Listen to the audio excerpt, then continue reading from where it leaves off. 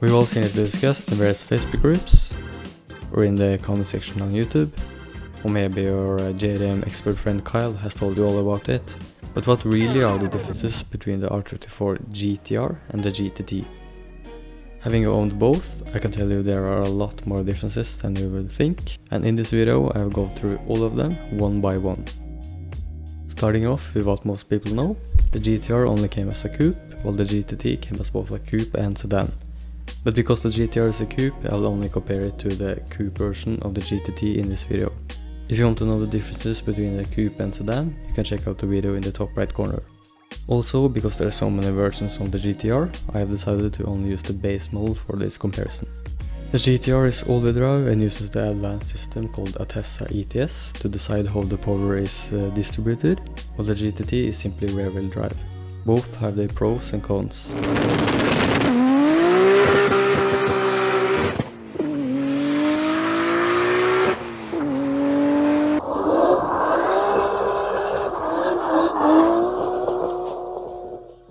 The GT-R is powered by the R34 GT-R, making around 320 horsepower, while the GT-T has the R34 GT-R Neo with closer to 280 horsepower. This video is about the cars, not the engines, but I'll quickly mention the biggest differences between them and how they're set up. The R34 is a 2.6 liter, while the R34 Neo is a 2.5 liter. The rev limiter for the R34 is set to 8k, while the R34 Neo only revs to 6.8k. The R34 Neo has variable cam timing, while the R34 doesn't. The R34 came with a standard oil pump, while the R34 Neo got the upgraded N1 version. The R34 has a front-facing intake manifold, while the R34 Neo 1 goes on the side over the engine. The R34 has 3 individual throttle bodies, while the R34 Neo is using a single throttle body. The R34 uses a big front-mounted intercooler, while the R34 Neo has a small side-mounted one. The GT-R came with a 6-speed get-drag gearbox, while the GT-T had 2 options, a 4-speed Tiptronic automatic or a 5-speed manual. Once again, I am limiting the comparison to the manual GT-Ts because the GT-R is manual only, and let's be honest, most people will avoid the autocars anyways. The GT-R is fitted with Brembo brake calipers, while the GT-T has standard Nissan ones. The GT-R discs are also slightly bigger. Let's compare the undersides. They share the same rear crossmember, but the front crossmembers are different. Because the GT-R is all-wheel drive, its front crossmember is designed to have room for the diff in the middle, while the GT-T one goes straight across. The lower control arms are also different, both in the front and rear. In the front, the GT-R uses a single piece design made of aluminium, while the GT-T has a simple arm made of steel with a rod connected to a bracket in the front, in lack of better terms. The rear control arms appear to be the same, except that the GT-R ones have been reinforced. The GT-R also has a few more reinforcement bars and such, one by the steering rack, one by the drive shaft, where the GT-T just has a bracket, and a big one by the diff that's connected to the crossmember and chassis in several places. The GT-R also has a much beefier gearbox mount bar. From what I could tell after doing loads of research and looking at photos of both cars, the rest of the suspension components are the same, but if not, please correct me in the comments. And make sure to do your own research before ordering parts for your R34. Something more to note, the GT-R has a big reinforcement bar going across the floor of the trunk, as well as a reinforcement wall in the front with another bar on top of it. Which is cool and all, until you have to replace the battery, which is located behind the wall. The GT-T doesn't have this problem because it doesn't have the wall, but also because the battery is located in the engine bay instead. The GT-R came with these cool gunmetal 18x9-inch wheels that are designed to look like center locks, fitted with 245/40 tires, while the GT-T got more basic looking silver 17x7.5-inch wheels with 225/45 tires. On the rear bumper, the GT-R has one reverse light and one fog light, while on the GT-T they're both reverse lights. On the topic of lights, the GT-R has doorstep lights, while the GT-T uses reflectors. Moving on to the most obvious difference, the exterior. Let's start with the front and move towards the rear. The GT-T came with 3 different front bumpers, the Series 1 bumper, Series 2 bumper and the optional Altia bumper, while the GT-R base model only had one design. You're probably thinking the GT-R is missing something in this photo. That is because it doesn't have the front diffuser, which came on every GT-R model except for the base model. Now back to the comparison. The main difference between the GT-R and GT-T front bumpers is that the GT-T bumpers are cut on the top because of how the hood is designed. Another thing is that the GT bumpers have a duct by the intercooler. Also, the GT-R has a lower lip with ducting to cool the brakes. Something to note, the GT-R and GT uses different mounting brackets for the bumpers, so you can't just throw a GT-R bumper on your GT and expect it to sit right. The reinforcement bars are also different. The hoods look the same, apart from the weird edge on the GT one, but the GT-R hood weighs a lot less, being made of aluminum, whereas the GT hood is made of steel. Same materials were used in the front fenders, and the GT-R ones are 20mm or 0.79 inches wider than the GT ones. The side skirts are also different, both are 2-piece but split in different places, and the GT-R ones are wider in the front and rear to go flush with the wider fenders. For the GT you can get the optional Altia side skirts, which sits a bit lower than the standard ones and has a fake vent on the rear. As you might know, the GT-R rear quarter panels are quite a bit wider than the GT ones, 50mm or about 2 inches on each side. Because of this, the taillight covers are also slightly wider.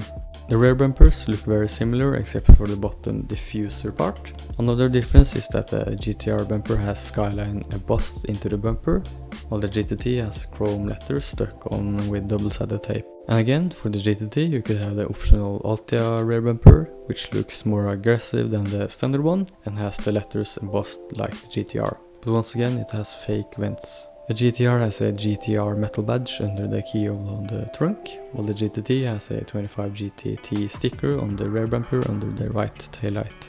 Lastly, we have the wings.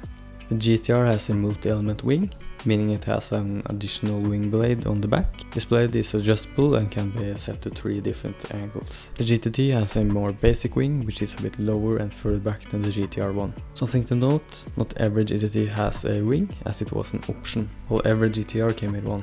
And yes, you guessed it, there was an Altia option for the wing too, and it's taller than both the GT and GT-R one. Here is the same wing without the side pieces. One more thing about the exterior, only the GT could be ordered with a sunroof. So if you see an R34 GT-R with a sunroof, it most likely started off as a GT.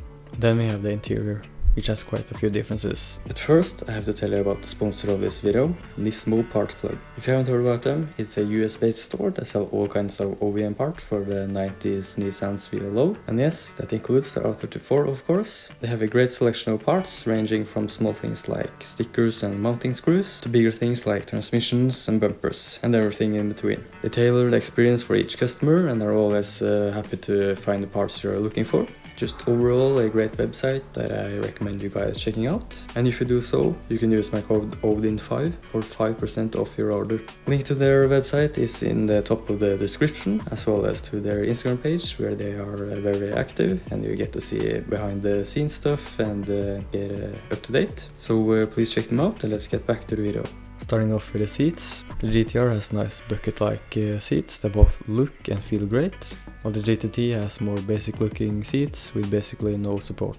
The Series 2 GT-R seats are darker than the Series 1s and have white stitching, while the Series 1s have red stitching. The Series 1 and Series 2 GT have different headrests and uses different fabrics. The Series 2 has a more suede-like finish. Both cars have the same fabric on the door panels as on the seats. The GT-R floor mats are all black and have a pattern inspired by checkered flags, while the GT ones are black and light grey and have a pattern inspired by the Matrix or something, I don't know. The front GT-R ones have a GT-R badge on the sides, while the GT ones have a Skyline badge in the middle. Something to keep in mind, the GT-R has a bulge on the floor on the driver's side to fit the transfer case, and the floor mat is designed to go around it. This means that GT-R floor mats won't fit properly in a GT and vice versa. Both the Series 1 GT-R and GT have rubber pedals, but they're slightly different. The GT-R brake and clutch pedals have a pattern that is supposed to resemble tire tread, while the GT ones have a simpler design. The GT-R ones also has the R from GT-R on them. Accelerator pedals do share the same simple pattern, but the GT-R one flares out on the bottom to make heel and toe shifting easier. Surprisingly enough, both the Series 2 GT-R and GT came with the same pedals, which are made of aluminum. The door sill covers are also different. The GT-R ones have a aluminum piece inserted with the GT-R logo on them, while the GT-D ones are simply plastic and say Skyline on them. The interior trims are different across all four. The GT-Rs both have a brushed aluminum finish, but the Series 1 has a more champagne-like color, while the Series 2 is more metallic grey. The Series 1 GT-T has a dark grey textured finish, while the Series 2 has a smoother silver finish. As you can see, the shift knobs are also different. The Series 1 and Series 2 GT-R ones are the same except for the slight color difference on the middle part. Black leather on the sides, silver trim piece in the middle, and GT-R logo on the bottom. The Series 1 GT-T shift knob is very basic, just black leather, while the Series 2 one has black leather on the sides and light grey in the middle. The Series 1 GT-R has red stitching on the handbrake lever, and the Series 2 has white stitching, while the Series 1 GT-T has black stitching and the Series 2 white. The same goes for the stitching on the armrest lids, except that the Series 2 GT-T also has black stitching there. Then we have the steering wheels. The steering wheels themselves in the Series 1 GT-R and GT-T are the same, but they don't share the same airbag assembly. The GT-R has a silver ring with the GT-R logo inside, while the GT-T one has the Nissan logo imprinted on it. The Series 2 GT-T steering wheel has silver letter on top and bottom, as well as the same silver ring in the center as the GT-R, but with the Skyline S logo instead. Both Series 1 steering wheels have red stitching, while the Series 2 ones have white. Onto the gauge clusters. The GT-Rs have the speedometer on the right and the tachometer on the left, while on the GT-Ts it's the opposite. Also, the red line on the GT-R starts at 8k and goes all the way to 10k, while on the GT-T it starts at 7k and goes to 9k. The GT-R has black instrument faces, while the Series 1 GT-T has dark metallic ones and the Series 2 light grey. The GT-R also has a brushed aluminium frame.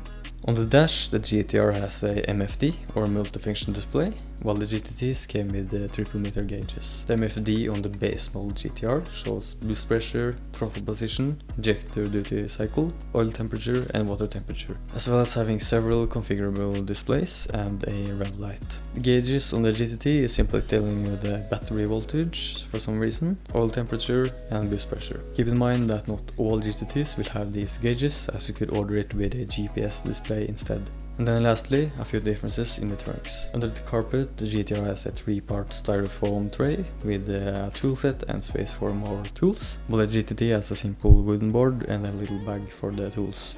There we go, every single difference between the R34 GT-R and the GT-T. Unless I missed something, if I did, please let me know in the comments. Now before we go, let's take a look at the production numbers. All credit goes to the GT-R registry, linked to their website below. Nissan produced a total of 11,578 GT-Rs. That includes all specifications, not just the base model. 7,066 of them being Series 1 and 4,512 Series 2s. Of the GT-T Coupe, they produced a total of 13,292 examples, so quite similar numbers to the GT-R. Out of those, 11,643 are Series 1 cars and only 1,649 being Series 2s. Let's dig deeper and look at how many were produced in each color. But first, here are the colors you could get the GT-R in. Black Pearl, Midnight Purple 2, Midnight Purple 3, Bayside Blue, Sonic Silver, Athlete Silver, Sparkling Silver, Silica Brass, Millennium Jade, White, Pearl White, Active Red, and Lightning Yellow. And for the GT-T you have the following options: Black Pearl, Dark Metal Blue, Dark Blue Pearl, Bayside Blue, Sonic Silver, Athlete Silver, Sparkling Silver, White, Pearl White, Active Red, and Lightning Yellow. Here you have the Series 1 GT-R, the most common color being white with 2,203 produced, and the rarest being Lightning Yellow with only 68 made. For the Series 2, Bayside Blue takes the win with 1,036 examples, while Athlete Silver is on the bottom with only 76 made. And then we have the Series 1 and Series 2 GT-Rs combined. White is back on top with almost 3,000 made, and Lightning Yellow is again the rarest with only 68 examples. Next up is the Series 1 GT-T. Here the most common color by far is white with 4,506 made, and surprisingly Bayside Blue is the rarest with only 137 examples. For the Series 2 it's almost the opposite. Bayside Blue is the most common with 382 made, while white is in the bottom half, and Athlete Silver being the rarest with 52 examples only. And then we have all GT-Ts together. White is once again on the top with about 4,800 examples, and on the bottom we find Sparkling Silver with 282 made. If you made it to the end, thanks for watching. Make sure to check out the first episode in this series, link below, and subscribe so you don't miss the next ones. This video took me weeks to make, so I would appreciate if you could drop a like and comment on this video. It would help a lot, and I will see you in the next video.